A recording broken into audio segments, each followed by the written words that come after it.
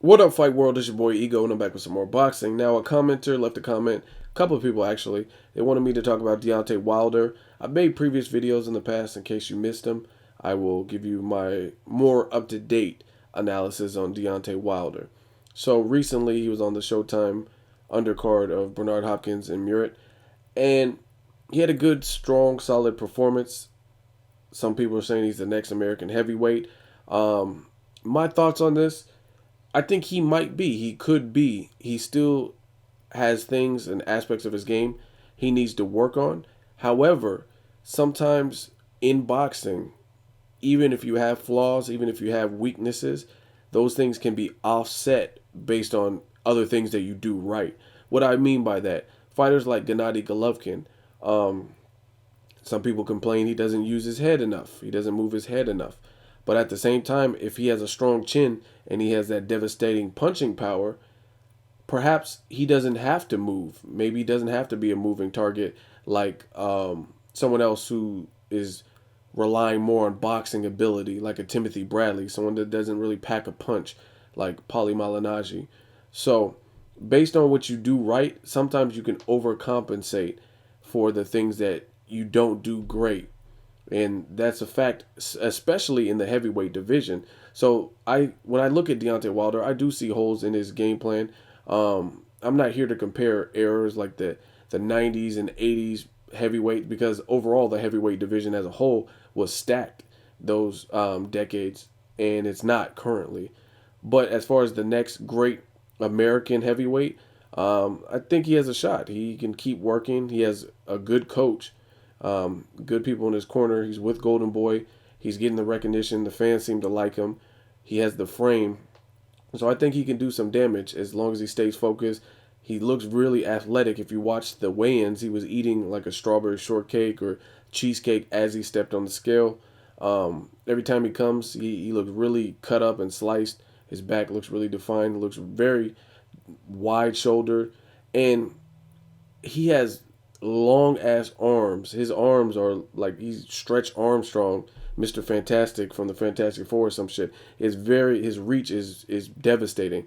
So unless you can match that, it's gonna be hard to get on the inside and have your way with him. Some people question his chin.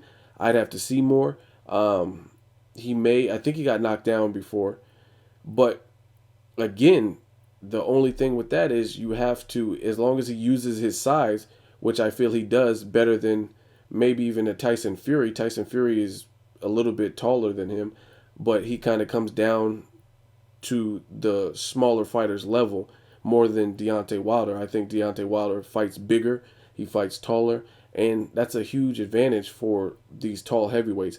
Lennox Lewis, the Klitschko's, they all use their height the way you're supposed to. They have like a jab. He showed a jab, I think, in the Further fight um, against Nikolai, I think the second round. He was using a jab. He kept flicking that out, and it looked like a strong, impactful jab.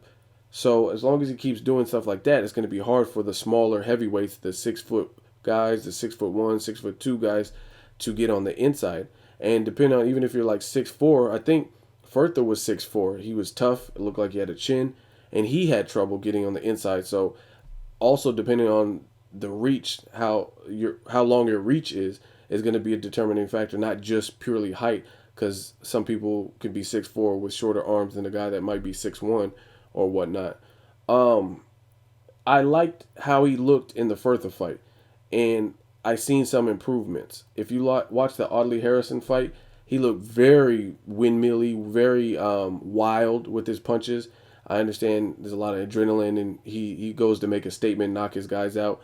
30 wins, I believe, with 30 knockouts.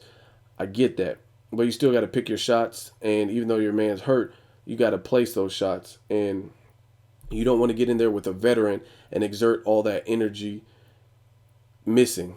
Like, it takes so much energy to throw full force and load your shots up and miss than it does to actually hit your target.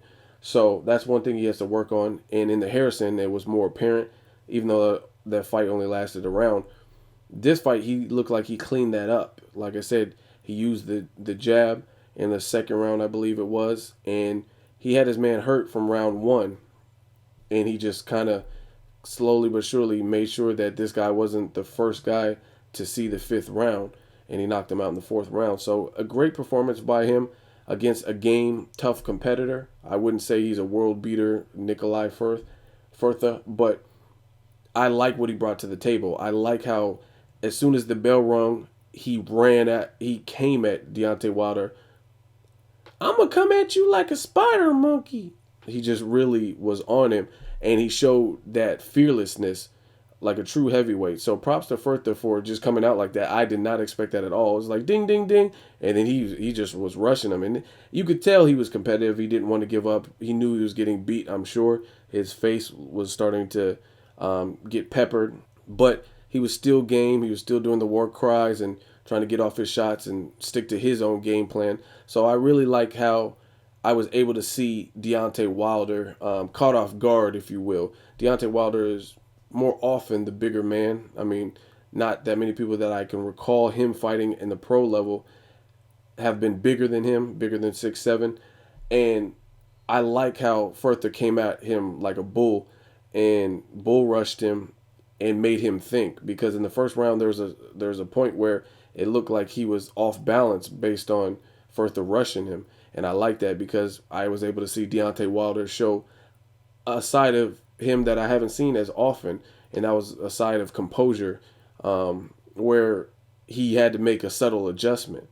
Now, again, I'm not trying to put too much stock in this because I don't think Further is as good as Tony Thompson or David Hay or any of those guys, or legendary people like the Lennox Lewis's or Tyson's or Klitschko.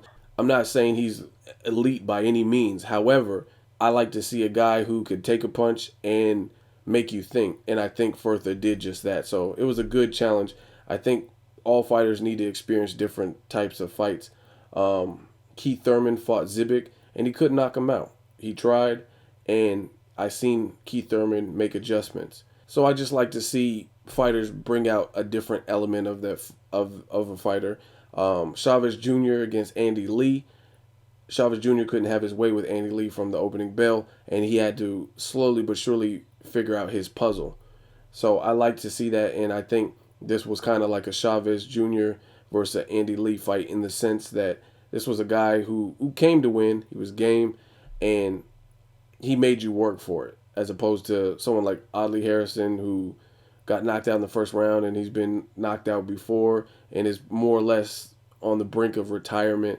Not saying Further is not on the brink of retirement. You guys get what I'm saying. So props to Deontay Wilder. Props for Further for putting out a game effort. And I want to see more from Deontay Wilder. Personally, I think he'll beat Chris Arreola. I could be wrong. I like Chris Arreola. I had an interview with Henry Ramirez, and he real stand-up dude.